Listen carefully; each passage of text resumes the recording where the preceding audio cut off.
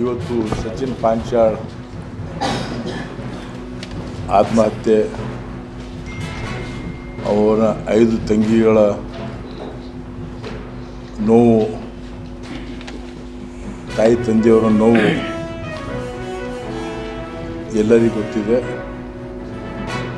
ಇದರ ಪ್ರಯುಕ್ತ ಒಂದು ದೊಡ್ಡ ಹೋರಾಟವೂ ಆಯಿತು, ನಾವು ಮಾಡಿದ್ವಿ. ಆತ್ಮಹತ್ಯೆಯಾಗಿ 10-15 ದಿವಸ ಆಯಿತು, ಇನ್ನೂವರೆಗೆ ಯಾರಿಗೆ ಬಂದಿಲ್ಲ. ನಾವು ಆಗ್ರಹ ಮಾಡ್ತೀವಿ, ಇನ್ನೂ ಕಾಲ ಮಿಂಚಿಲ್ಲ. 15 ದಿವಸನಾಗ ಭಾಳಷ್ಟು ಎವಿಡೆನ್ಸ್ಗಳು ಡಿಸ್ಟ್ರಾಯ್ ಮಾಡಿರ್ಬೇಕು. ಈಗಾಗಲೇ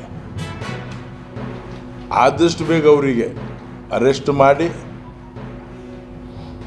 ಈ ತನಿಖೆ CIDಲೇ CBI ಕೊಡ್ಬೇಕಂಥೇಳಿ ನಾವು ಆಗ್ರಹಿಸಿವಿ.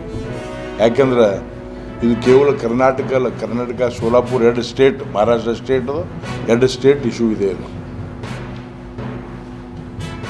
ಈ ಹೋರಾಟ ಮಾಡಿದ್ದಕ್ಕೆ ಗುಲ್ಬರ್ಗ ಉಸ್ತುವಾರಿ ಸಚಿವ್ ಪ್ರಿಯಾಂಕ್ ಖರ್ಗೆ ಅವ್ರು ಹೇಳ್ತಾರೆ, ನಾವು ಮನಸ್ಸು ಮಾಡಿದ್ರೆ BJP ಅವರಿಗೆ ಮನೆ ಬಿಡಿಸ್ಬಿಡ್ತೀವಿ ಅಂತೇಳಿ. ಪ್ರಿಯಾಂಕ್ ಖರ್ಗೆ ಅವರು ಯಾವಾಗಲೂ ಬಿಜೆಪಿ ನಾಯಕರು ಅನಗತ್ಯವಾಗಿ ಆರೋಪ ಮಾಡುತ್ತಿರುವುದು ನಿರಾಧಾರ ಮತ್ತು ಸತ್ಯಕ್ಕೆ ದೂರವಾಗಿದೆ.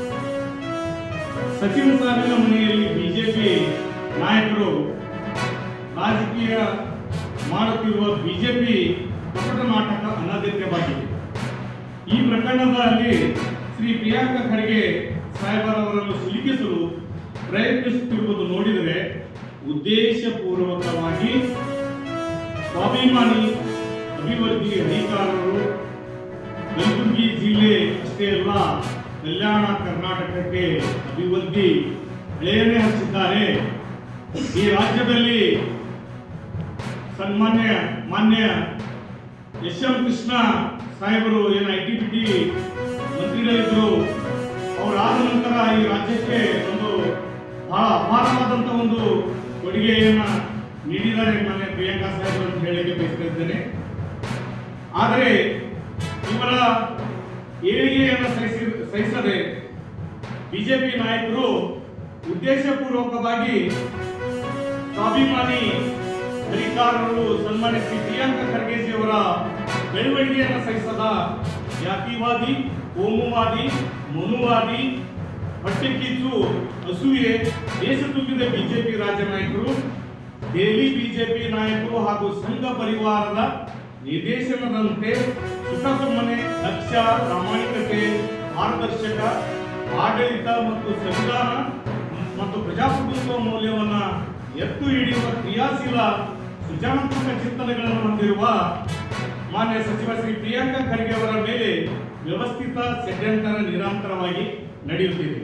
ಕಾರಣ, ದಲಿತ ಜನಕರ ನಾಯಕರು ರಾಜಕೀಯವಾಗಿ ಎತ್ತರವಾಗಿ ಬೆಳೆಯಬಾರದು, ಅವರ ಕೈಗೆ ಅಧಿಕಾರ ಸಿಗಬಾರದು ಎಂದು ಸಂಘ ಪರಿವಾರ ಮತ್ತು ಬಿಜೆಪಿಯ ಹಿಡನ್ ಅಜೆಂಡಾವಾಗಿದೆ.